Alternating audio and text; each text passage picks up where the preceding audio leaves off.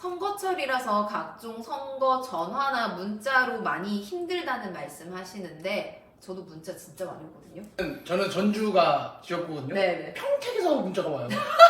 그러니까 우리 지역구가 아닌 데서 그러니까 오니까 문제야. 거기 전주에서 온 건 난 상관 않겠다 이거예요. 근데 나 왜 평택, 대전 뭐 안 가리고 강서구 막 이런 데도 와요. 이제 최 변호사님이 정보가 어디까지 팔려 있는 거예요? 그러니까요. 나는 전주가 아닌데 전주 거가 엄청 오거든요. 거긴 그럴 수 있죠. 그렇죠. 그럴 수 있겠지만. 그러니까 저희도 이 선거에 대한 이제 이런 불편한 감정들에 대해서 이야기를 나누다가 선거와 관련한 이제 판결이 하나 있어서 소개해 드리려고 합니다. 사실관계가 어떻게 되나요?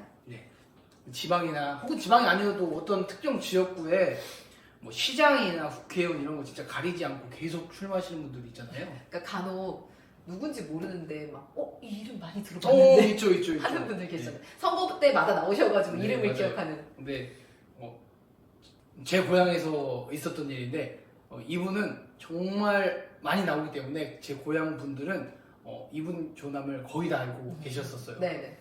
근데 10번째 해서 11번째 당선이 되셨나? 와. 네, 시장에 결국은 11번째 당선이 되셨어요. 와. 그때 당시 뭐 프랜차이즈 문구가 뭐 10전 11기 어머님 이제는 저도 되지 않았습니까? 이런 문구였거든요. 근데 이게 특정 그 제 고향뿐만 아니라 네네. 다른 곳에서 이런 일들이 빈번합니다. 그렇죠. 많아요. 근데 네.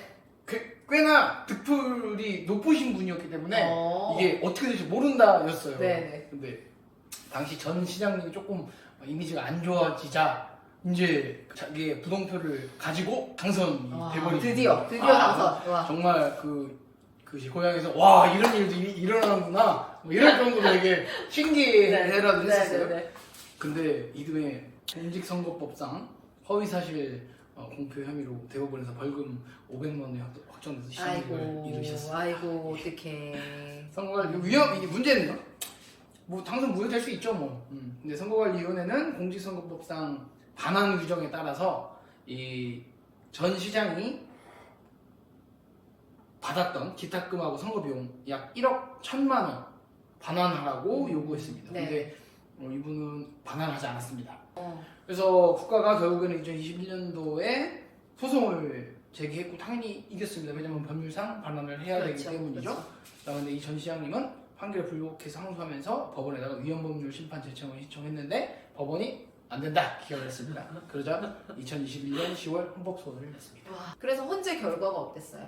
네, 이 헌법재판소는 결국 선거 관련 범죄로 그 직을 잃게 되었을 때 관련 선거 비용을 반환해야 된다는 것이 헌법에 위배되는지를 판단을 한 것인데 해당 조항이 일정한 정도 이상의 선거 범죄를 저지른 사람에게 제재를 가함으로써 결국 선거 범죄를 억제하고 공정한 선거 문화를 확립하고자 하는 목적을 가지고 있기 때문에 목적의 정당성이라는 것이 인정이 되고 선거 범죄에서 일정한 정도의 형을 받은 사람에게 이미 그러니까 이미 지급된 이 기탁금이나 선거 비용을 반환하도록 하는 것은 이 경제적 제재를 가하는 것에 해당하기는 하나 입법 목적을 달성하기 위한 적절한 수단에도 해당이 된다. 그리고 그 정도가 과잉금지 원칙, 그러니까 과도하지 않기 때문에 결국은 이와 같은 규정은 헌법에 위배되지 않는다라고 판단을 했습니다. 물론 이제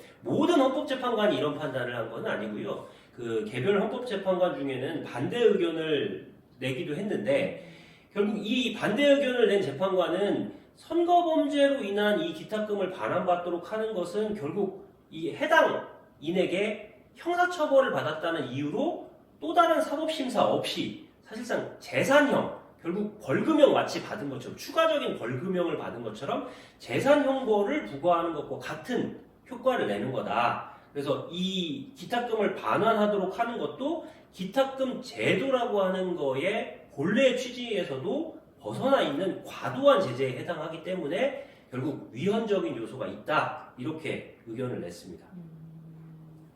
그러니까 이분 같은 경우에는 당선 무효되고 또 선거 비용까지 반환을 해야 되는 상황이었기 때문에 아마 좀 힘드셨나 봐요. 말씀하신 것처럼 이제 경제적으로 좀 힘드셔서 여기까지 가셨던 것 같은데요. 그랬던 판례가 있어서 오늘 소개해드렸습니다.